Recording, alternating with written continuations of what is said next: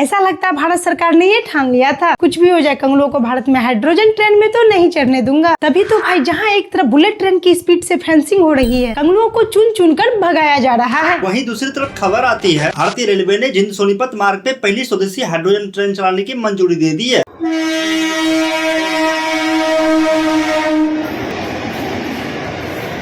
ये खबर सुनते ही अब भाई कंगलू तो कंगलू भारत आने का अलग अलग रास्ता भी ढूंढने लग गया है। बंगाल और बांग्लादेश का जो बॉर्डर है अब पूरी तरह सील हो रहा है, चारों ओर से फेंसिंग का काम चालू हो गया। लेकिन इन बांग्लादेशियों को भी कैसे भी भारत में आना है और रोज नए नए आइडिया अपना रहे हैं। आज के कोई तो ये परवाह किए बिना कि एक तो तशरीफ में कांटा चुभेगी और दूसरी बीएसएफ की गोली चुभेगी, फिर भी भारत आने के लिए तारों के ऊपर से भी प्रैक्टिस शुरू कर दी है।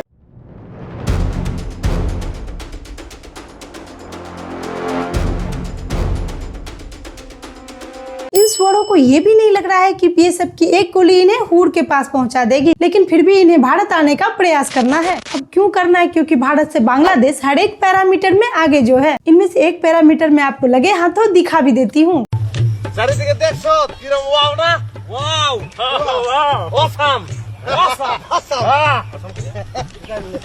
क्या आपको लगता है कि भारत कभी इनका इस पैरामीटर में कभी मुकाबला कर सकता है? नहीं, बिल्कुल नहीं, क्योंकि ये सुविधा सिर्फ सुपर पावर बांग्लादेश में ही मिल सकती है। ट्रेन की छत पर बैठकर हवादार सफर के मजे भी, और जिस स्टेशन पे चाहो आराम से हल्के भी हो जाओ। और इन कंगलुओं के लिए हमारे संसद में बहिष्कार भी खेला जा रहा है। ये 200 बार भी बहिष्कार करेंगे, एक भी अवैध घुसपैठियों को इस देश में हम वोट नहीं देंगे। हम लोग बांग्लादेशी हैं, हम लोग वापस बांग्लादेश जा रहे हैं। जब हमारी दीदी फिर से मुख्यमंत्री बन जाएंगी तब हम वापस आ जाएंगे। इन कंगलू सुअरों ने हमारे बंगाल में इतनी गंदगी फैला रखी थी, अब उसे साफ करने के लिए पूरी की पूरी मालगाड़ी ट्रेन तक की मदद लेनी पड़ रही है। गाय से कलकत्ता से कचरा लोड हुआ, हावड़ा स्टेशन जो साफा किया, ये कचरा सब जा रहा है लोड होके। सरकार चेंज होते ही हावड़ा ब्रिज का जो कचरा साफ हुआ है वो सब इससे जा रहा है। अब हमारे देश के मुसलमान खुद बाहर आकर कंगलू घुसपैठियों के बहिष्कार करने लग गए हैं, क्योंकि इन कंगलुओं ने भारत में गंदगी ही इतनी जो फैला रखी थी। क्या हम किसी दूसरे मुल्क में जाके रह सकते हैं? हम रह सकते हैं। हम पाकिस्तान चले जाएं, अमेरिका चले जाएं, इंडोनेशिया चले जाएं, बांग्लादेश, वो हम हमें रहने देंगे? भाई हम भी तो मुसलमान हैं, वो हमें रहने देंगे? नहीं रहने देंगे ना। तो हमारे भी मुल्क में वही रहेंगे जो यहाँ के मुल्क के हैं। हमने भी SIR का फार्म भरा है, तो मुझे डर नहीं लग रहा है, मेरे बच्चों को डर नहीं लग रहा है। विपक्ष को क्यों डर लग रहा है? विपक्ष देखिए खाली जुमलेबाजी करता है, काम नहीं करता है। कंगलुओं के अंदर डर का अंदाजा आप इस बात से लगा सकते हैं। हजारों लाखों कंगलू अब खुद ब खुद बांग्लादेश जाने के लिए बाहर निकल रहे हैं। जहाँ देखो वही कंगलू आजकल भारत में झुंड में निकले हुए दिख रहे हैं। तुम लोग सब लोग बांग्लादेशी हैं, तुम लोग बांग्लादेशी है, तुम लोग घुसपैठी लोग हैं। तुम लोग इधर क्यों आए? इधर क्यों आए? अभी पुलिस आएगा, पुलिस को बताओ, बजरंग दल वाले आएंगे, बताओ। कंगलू और कटोरे आजकल आपको हर वीडियो के कमेंट सेक्शन में दिख रहे होंगे प्यार मोहब्बत बांटते हुए। अब 1971 में तो पैदा हुआ नहीं है, कोरोना काल में पैदा हुए कंगलुओं को क्या पता चलेगा पाकिस्तानी आर्म्ड फोर्सेस ने क्या हल किया था इनकी माँ बहनों का। इसलिए कुछ ज्यादा ही भाईचारा दिखा रहा है, प्यार उमड़ रहा है। ऐसा ही प्यार हमारे बंगाल में भी देखने को मिला है। एक कटोरे कंगलुओं के बीच हमारे बंगाल में 17 सालों से रह रहा था, उसे पकड़ लिया गया है। देखा आपने लापरवाही का नतीजा है। डिटेक्ट, डिलीट, डिपोर्ट जब से भारत में लागू किया गया है, तब से मानो भारत में अवैध रूप से रह रहे कंगलुओं की वाट लगी पड़ी हो। सारे कंगलू आजकल बस यही सोच रहे हैं, बस किसी तरह भारत से निकल जाएं। और इसे लेकर बांग्लादेश में एक अलग ही चिंता बढ़ चुकी है। बोल रहा है बांग्लादेश में जनाब कंगलुओं की बाढ़ आ सकती है। আঞ্চলিক একটা অবস্থায় পৃথিবীর এমন একটা স্থানে আমাদের অবস্থান, যেখানে আমরা অনেকগুলো বাস্তবতার সঙ্গে আমরা জড়িয়ে আছি। এই বাংলাদেশে শরণার্থীদের ঢল নামানো হতে পারে, সেই ধরনের চক্রান্ত আশেপাশে চলছে। মাননীয় স্পিকার, अमेरिका का दलाल और जो कंगलादेशी बांग्लादेश पहुंच चुके हैं वो ऐसे रो रहा है जैसे मानो कोई उसके भूखे पेट पे लात मार दिया हो। ना तुमरा बांग्ला কথা বলছো, তোমরা বাংলাদেশ চুপ, বেশি বকবি তো মারবো তোকে। আবার কিছু ছিল না আমাদের কাছে, আমি বাচ্চা ছেলে কি করে বাস করতাম, কি করতাম কবি বাতাই গেছে। এতদিন থেকে গুন্ডামি করলাম। अबे भाई कोई तो पूछ ले इन्हें हुआ क्या है? नहीं, ये कंगलू चोरी छुप कर किसी के घर में आएंगे और ये सोचते हैं बदले में इन्हें भगाने की जगह इनका स्वागत पान पराग से किया जाए। बड़वा, अरे रोना तो हमारे यहाँ बैठे दलालों को आ रहा है जो तुम्हें शरण देता था। अब पुलिस और BSF उनका हिसाब कर रही है।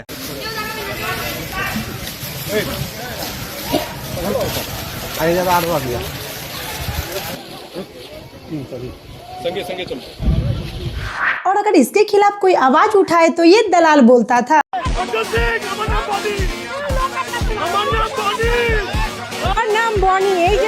অনেক দেখছেন তো कुछ के तो पुलिस ऐसा हाल कर दी है, वो अब अपने खुद के पांव पे भी खड़ा नहीं हो पा रहा है।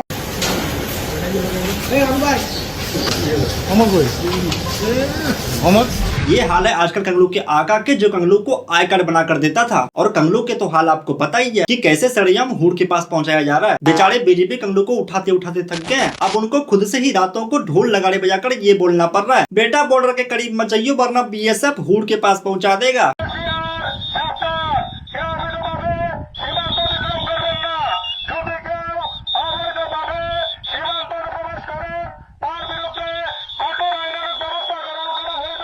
भाई ये डर अच्छा लगा, और जब तक कंगलू का भारत से पूरा सफाया ना हो जाए तब तक ये डर कायम रहना चाहिए। पश्चिम बंगाल के मुस्लिम वोटर्स की संख्या एकदम से 15 से 18% कम होने वाली है, क्योंकि 35 लाख से ज्यादा बांग्लादेशी इस वक्त पश्चिम बंगाल के बॉर्डर पर खड़े हुए हैं। और जो बॉर्डर पे खड़े नहीं हैं वो कैमरे पे दादागिरी दिखा रहे हैं। जितने लोग हैं ये सारे बांग्लादेश के लोग हैं, और मैंने रेखा गुप्ता जी को, ये सारे बांग्लादेश के लड़के हैं, ये सारे बांग्लादेश, अरे तू जिन्हें कान पे मारूंगा खींच के, ये सारे बांग्लादेश के, और इनको सबको यहाँ से सबका आईडी चेक करके इन सबको यहाँ से हटवाऊंगा मैं।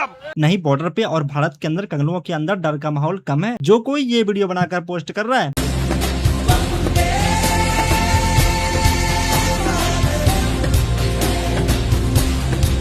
ये जो पॉलिटिक्स बीच में आ जाती है नेशनल सिक्योरिटी के, तब ना पॉलिटिक्स बचती है ना नेशनल सिक्योरिटी, दोनों की धज्जियां उड़। अगर शुभेंदु अधिकारी के लिए ये 5 सेकंड का काम है तो क्या ममता दीदी के लिए क्या 5 साल का काम था? उनके लिए भी she was equally powerful, she was the chief minister. जहां एक तरफ भारत बांग्लादेश सीमा पर फेंसिंग करने में लगा पड़ा है, वहीं दूसरी तरफ अफगान तालिबान डुरंड लाइन से पाकिस्तान की फेंसिंग उखाड़ने में लगा पड़ा है।